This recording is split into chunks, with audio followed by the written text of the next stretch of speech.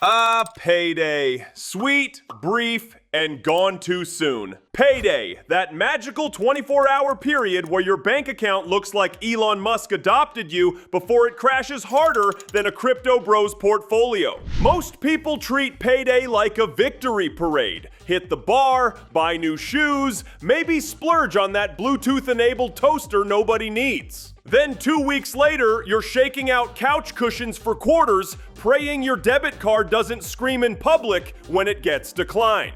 That's where I, Captain Real, swoop in. I'm like a superhero, but instead of fighting crime, I fight your dumb money decisions. Less spandex, more spreadsheets. Okay, fine, still some spandex. Today we're tackling the 8 things you should do with your money immediately after payday so you don't end up living on ramen and bad decisions. And yes, I'll roast you along the way. Step 1. Find your financial baseline, aka stop playing pretend. Here's the cold truth. Most people don't actually know what they spend. They just kind of vibe their way through the month like a drunk raccoon in a grocery store. Fun stat. 64% of Americans live paycheck to paycheck. That's not I'm struggling, but I'm hustling. That's one car repair and I'm selling enchiladas for rent. Why? Because everyone commits the crime of mental accounting. You get a tax refund and suddenly it's free money. Newsflash, it's not. That was your money all along. Uncle Sam just held it hostage for a year like the world's most boring supervillain. Here's the fix. Write down your income, write down your actual bills, cry a little, cut the junk. Bare minimum, housing, under 30% of income. Food, 10%. Utilities and insurance, 10%. If your baseline expenses are chewing up more than 50% of your paycheck, you're not broke because you don't make enough. You're broke because you've been cosplaying as a Kardashian. Look, if you're paying $2,400 a month for a 1-bedroom because it has exposed brick and a view of a dumpster, you're doing it wrong. Step 2. Build an emergency fund, aka oh shit money. Picture this. You're cruising through life, feeling good, then bam! Your car explodes, your cat needs surgery, or you get fired because you spent all day watching TikToks at work. Suddenly, you need cash. That's why you need an emergency fund.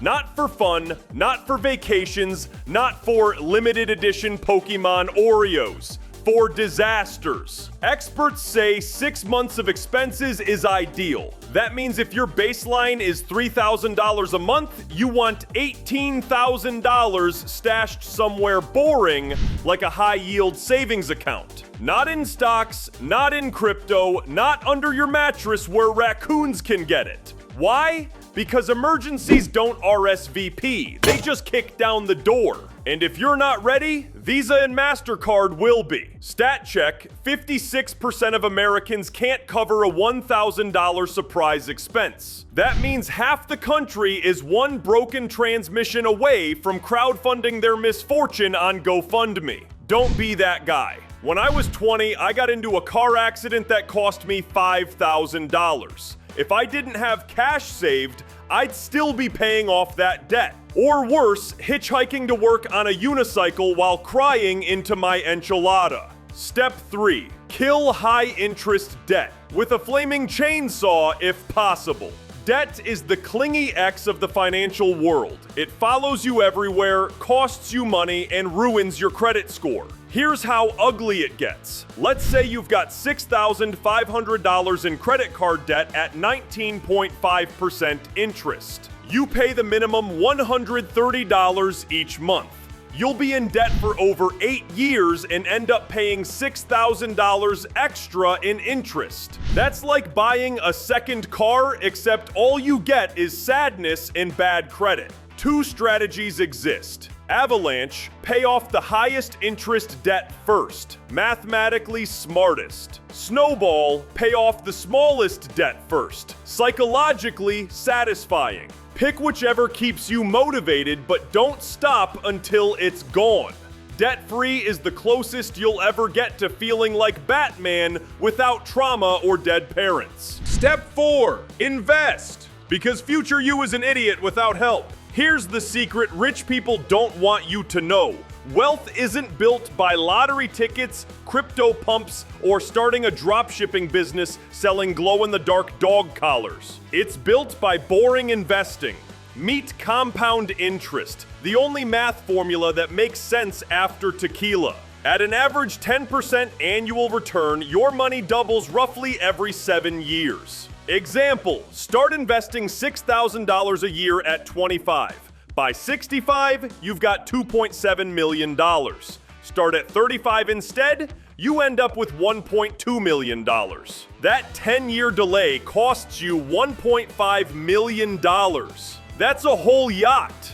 Or like 4 Taylor Swift tickets. Step 1, max out your 401k if your job matches contributions. That's free money. If you're ignoring it, you're basically setting $100 bills on fire while laughing.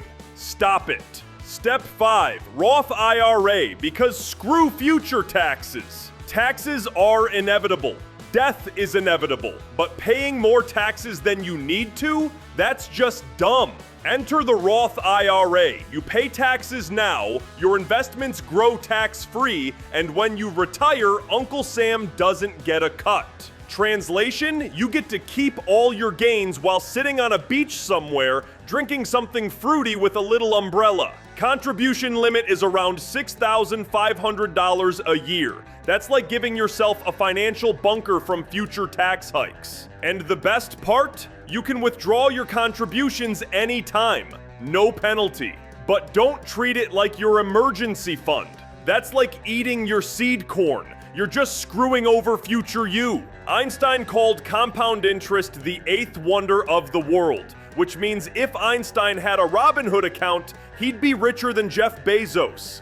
Just saying. Step 6, taxable brokerage account, aka the adult casino without free drinks. Got extra cash after funding your 401k and Roth IRA? Congratulations, you're in the top 10% of people who aren't financial dumpster fires. Next stop, a taxable brokerage account. This is where you put money into index funds, ETFs, and boring but powerful investments. Not Dogecoin, not meme stocks, not that hot tip your Uber driver told you.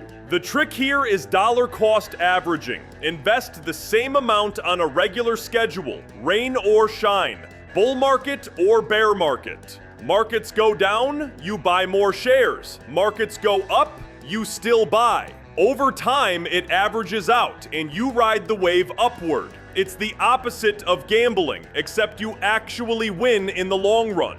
Economists have predicted 30 of the last 3 market crashes. Translation, nobody knows what the hell they're talking about. So stop waiting for the perfect time. Just invest. Step 7. Buy back your time, because you're dying anyway. You can make more money. You can't make more time, unless you're Doctor Strange, and you're not. Here's the deal. If mowing your lawn takes 3 hours and you can pay someone $30 to do it while you make $90 freelancing or working overtime, hire it out. That's called buying back time. Use the saved hours to build a side hustle, learn a new skill, spend time with family, binge every season of The Office guilt-free. Whatever you do, don't waste time on tasks that make you miserable and cost you opportunities. Outsource the boring crap so you can focus on tacos, Netflix, or becoming the next Jeff Bezos without the evil laugh. I'd hire someone to fold my laundry, but then they find the Captain Real boxers, and that relationship would never recover. Step 8. Automate everything, because future you is lazy. Humans suck at discipline. That's why gyms make billions off people who never show up. Same with money. The trick? Automation. Set up direct deposit, have it split into spending, saving, and investing accounts, put bills on auto pay, schedule transfers to savings and investments. Why? Because left to your own devices, you'll forget, get lazy, or blow it all on impulse buys like a life-sized Baby Yoda statue. Automation protects you from yourself. It also kills decision fatigue. Every day you make 1,000 tiny choices. Coffee or tea, walk or drive, pants or no pants. By 7 p.m., your brain is fried and you'll justify dumb spending. Automation takes money choices off your plate. Imagine if I automated my enchilada orders. Boom! Never hungry, never sad. Jeff Bezos, call me. And there you have it. 8 things you should do with your money after payday. Find your baseline so you stop pretending you're rich. Build an emergency fund so life doesn't body slam you. Kill debt before it kills you. Invest like a boring millionaire in training. Use tax shelters like the Roth IRA. Play in a brokerage like a grown-up. Buy back your time because you're mortal. Automate it all because you're lazy. Follow this blueprint and you'll be wealthier, calmer, and way less likely to cry in your car after checking your bank balance. This has been Captain Real, your brutally honest financial superhero. Now go make good choices before I come back and roast you again. Alright, Payday Warriors, you've survived the 8 steps. Now click right here to find out the 14 signs you're secretly doing better with money than you think. Or just keep crying in your car. Your call. Captain Real, out.